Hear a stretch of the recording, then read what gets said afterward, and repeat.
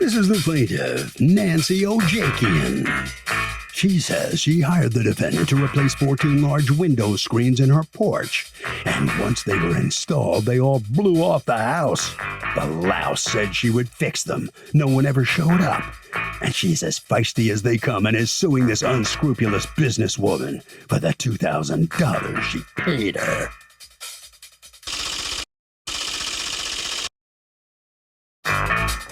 This is the defendant, Catherine Cologne. She says she was ready, willing, and able to fix the plaintiff's problems, but she refused. That's right. She never had a chance to replace the screens and strengthen them after high winds blew them off. She still has the materials and would love to make the easy fix for the plaintiff, but she's not returning her money. She's accused of being too flimsy.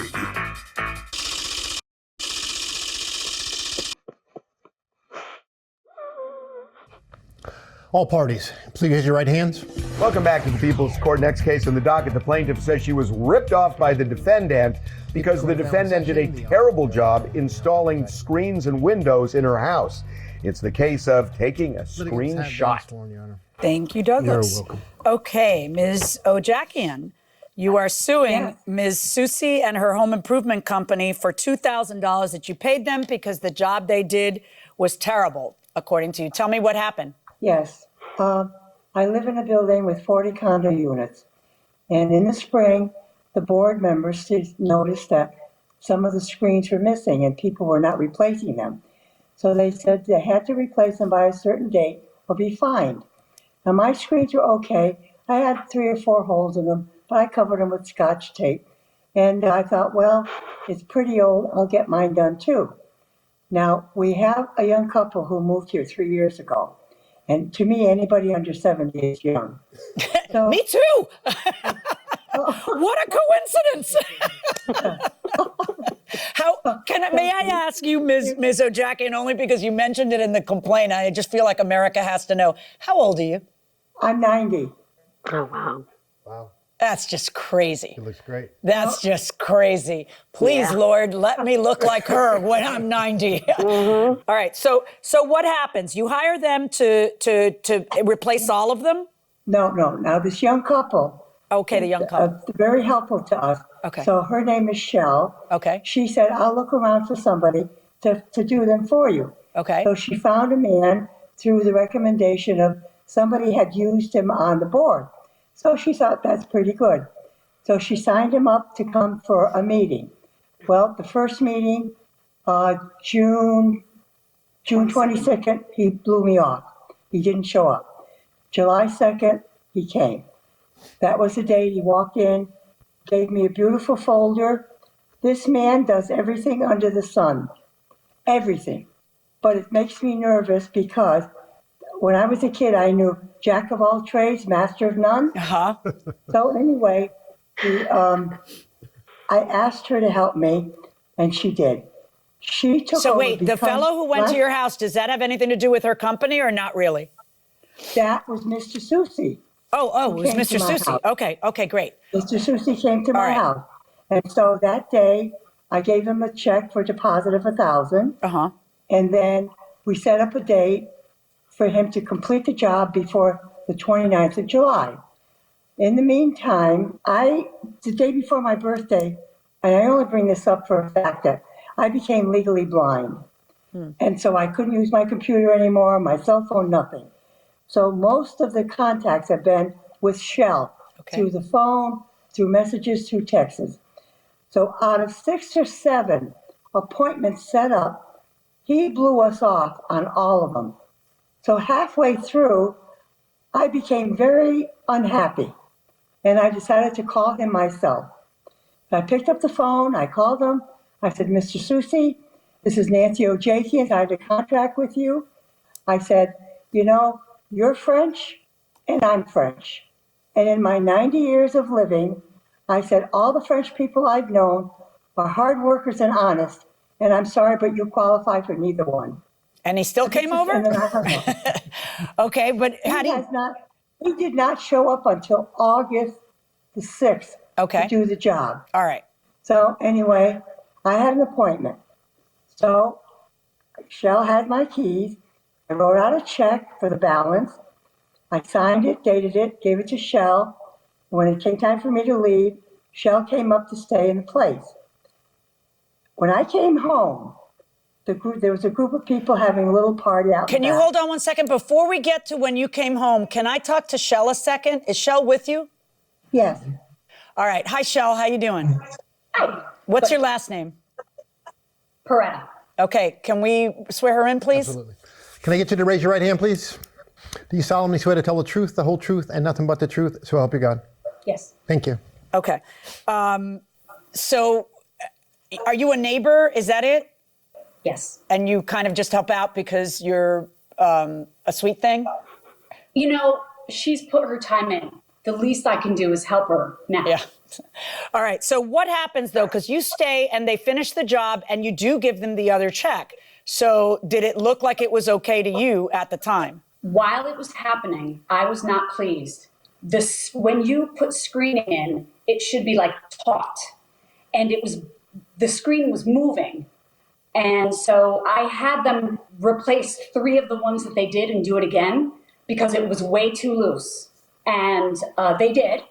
And it wasn't as tight as it was before they took them out, but they were all up and it looked much better than before I made them change them out. But only one of the men did the work. The other man just stood there. Again, I don't know if he was afraid of heights or what, but it. Okay, so in the end, though, you hand them the other $1,000, right? I did. Okay. All right. All right. But then what happens, Miss Ojakian? What happens after that? All heck broke loose. Here's what happened. When I came home, first thing I did was go out on the porch. I looked to my left. The left screen was not tightened and taut and flat. And on the floor was some of the spline. So I picked it up and I said, this doesn't look right. So I went outside and I said to Shell, she told me what happened with replacing 3. I said, something's not right. Well, hold on. Also, No. Before you went in the dumpster, we looked up and we saw they were blowing. Right. But then I said, where did they throw my stuff? In the dumpster. So I took my cane, I went in the dumpster and I pulled it out. You went dumpster diving. You went dumpster diving. All right, what'd you do? You went to the dumpster and did what? I'm imagining you with the cane picking stuff out. I don't know. Tell me, paint the scene for me. Go ahead. When I'm determined, I'm determined. I got that feeling. So, when I picked up what was on the porch, I brought it in the house. When I brought up what I got from the dumpster, I compared it. And what I had from the dumpster was much thicker. You're talking about the spline. Yes, much thicker. So you think they used a spline that was too thin? Because what? What happened? What do you end up seeing? Oh, and the following week, now I'm literally on the 5th floor. And in my knowledge, I always felt on a windy day, you do not put up screens. There's no way to hold them tight. But anyway, I figured they know their job, but apparently they don't. So anyway, the following week, we had 2 or 3 real bad windy days. Oh my God, every one but one, 13 screens blew out little by little by little, and they were just hanging or they blew away. Okay. Did you all take pictures of that? I don't have a cell phone. I don't have a computer. Okay. All right. Ms. Colon, you are the personal assistant for Mr. Susi's business that's being sued here. Can you tell me what was it that went wrong? They used the wrong size spleen. Yeah. All right. So everybody kind of agrees. They did. All right. So then they did. When she gets upset about it. And when we came back, we realized that there was a delay on the material itself. That's what took the other week. Right. Once we got the right size, we weren't able to go back. Because? We weren't allowed back. They were mad at us. Right. So the people you sent, are they, did you farm it out or are they employees of yours? No, they're contractors. Right. They've been in the business for over 30 years themselves. So how did they botch that? Right. So now let me tell you what, on October 6th, apparently, Ms. Ojakian, you hire someone to fix this, and they charged you $776.36, correct? They fixed the top of my screens. They replaced the top screens. Okay, and did they replace all of the splines? Oh, yes. Yeah, so they corrected the problem. So here's the thing. They corrected my problem. The defendants did it wrong, or the people they authorized to do it did it wrong. You fixed it for $776.36. Why are you suing for $2,000? If the measure of your damages is, all right, to get it right, I had to pay somebody $776, why wouldn't the right thing for the judge to do be to order them to reimburse you the $776? They don't even want me to do that because they say you should have been patient and they would have fixed it and it would have cost them less. But I don't care about that because you don't have to have people working on your house that you don't want working on your house. And after you've given them a chance and they botched it, you don't need to keep opening the door to them. I agree with you. So I don't care about that complaint. But why wouldn't they be right, or why wouldn't it be right for me to award you exactly what you had to pay to fix it? Well, Your Honor, I paid $776 in a check for the top. I paid, Shell paid $300 for somebody to do the bottoms, cash. Hold on. I didn't know that. Wait. Shell, you paid somebody $300 to do the bottoms? Or they did it for free? Plus I bought spline, plus I bought the screening material. Okay, did you pay somebody $300 to do the bottom? Yes. Do you have a receipt for the $300? That's just you writing on a piece of paper though, right? Yes. That's what I've been paying out for everybody. Okay, so you paid $300 to do the bottom ones? Yes. Let me see the receipt. Hold on. Wait for a question. Let me see the receipt for the top ones. Let's see. The 700. Here we go. I got that. Put that paper back up. So did you pay 300 and then 120 and then 40? Is that what you're telling me? Yeah. Not all of the screening and spline was for her. Got it. Only some of that was used for her. Right. Okay.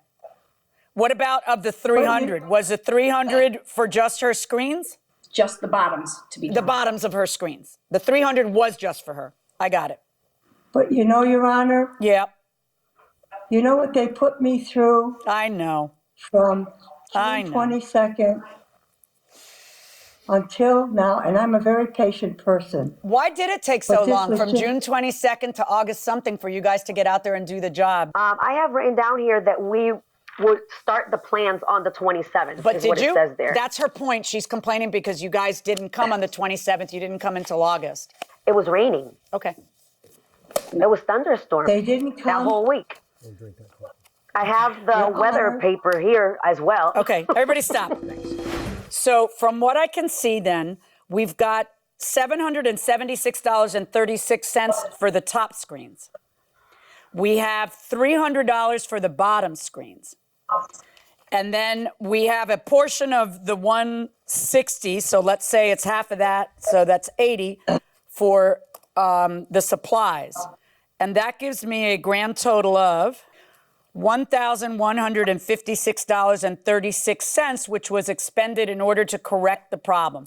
I hear what you're saying, Ms. Colon, that, listen, we wanted a chance to cure the problem ourselves, but, it's her house. She doesn't have to give you a chance to cure the problem when the problem was so, it was really botched, okay? I think, I know how this works. I come from a contracting family. You farmed it out to someone who's a contractor and you thought they'd do a good job, but they didn't do a good job. So you kind of got to eat what happened there and go claim it against them. But if she has to expend another $1,156.36 to fix it, then she gets that money. She wants the entire $2,000 she paid you because I went through a lot of trouble, which I get. I understand what you're saying. That you still had to go through a lot of trouble, but unfortunately there's not like a measure of damages for that in court. The measure of damages is what do you need to make you whole, and what you need to make you whole is the $1,156.36 verdict for the plaintiff. Good luck, folks. Thank you. So the plaintiff prevails to the tune of $1,156. She's a little surprised at that. First off, let me talk to Ms. Colon. You're representing the defendants. You understand the decision? You go along with that? You all right with that? I understand. It sucks, but I understand. Well, you got to pay it, and that's the way it works out for you. Ms. Ojakian, let me talk to you. You are the determined plaintiff in this case, the dumpster diving plaintiff. Are you happy or not happy with the judge's? I'm very unhappy because you're very unhappy. It cost me $2,000, and the thing is, it did not rain. And then they had 3 dates after that they said they were coming to fix it, and they didn't, and she didn't let you guys know that. No, I don't think it was right. Well, anyway, I'm sorry you're upset, but you did prevail, and you're getting back what was paid to fix the screens. Hope the ones you have now are going to work, okay, and they don't blow off. Okay, thank you. Sorry you're not thrilled, but you did prevail. Harvey?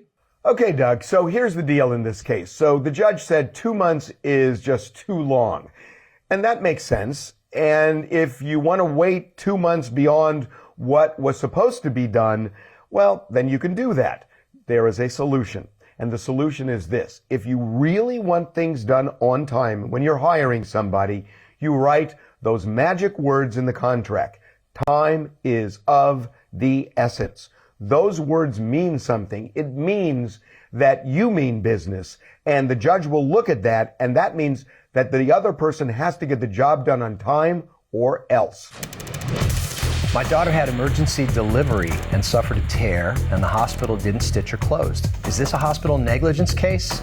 How can she get justice when no attorney is willing to take the case? Wow.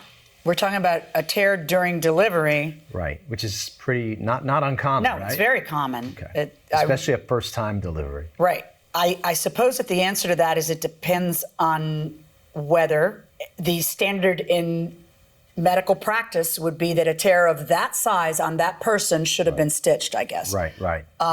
Whether the standard of care was breached, which is, one of the first questions. It's the standard of care in that case with that person. Right. I'm having I'm kind of having a hard time understanding why they wouldn't stitch her if she needed stitching. Right. It would be hard for me to say whether that was, yes, it would be a medical malpractice case. Right. To me, it's suspicious that no attorney wants to take the case. There has to be a reason why it's not medical malpractice, because attorneys are willing to take cases all the time. There's plenty who if would there's take any it. deep pockets. So there's got to be a reason that they're looking at that. So it really probably is going to be in the standard of medical care. It's going to be up to the doctor whether to do it or not. Right. But medical negligence and malpractice cases are also very expensive. So if the attorneys are looking at these and saying, on the one hand, the damages are not that significant, maybe they think the damages are minimal, it might not be worthwhile, or they're not really sure that the standard of care was breached. And if there's not a more devastating injury, those cases can cost so much money to prepare. They're going to have an expert witness. They probably have a bunch of procedural things they have to do pre-trial and pre-filing. So and all of a sudden, it might be hundreds the attorneys of are going to be thousands of sitting there saying, all right, if it's going to take me, $100,000 to prepare this case, what's the point? To win, that comes out of the attorney's pocket. Right. Well, then it comes, if they win, then it comes out of the cost. But if they don't, the attorney's out $100,000. So that's why it may, there's obviously a cost benefit analysis that it's not worth, the damages and or the liability. Yeah, I got to agree with you there. Yeah. Appreciate you being here. We'll see you next time.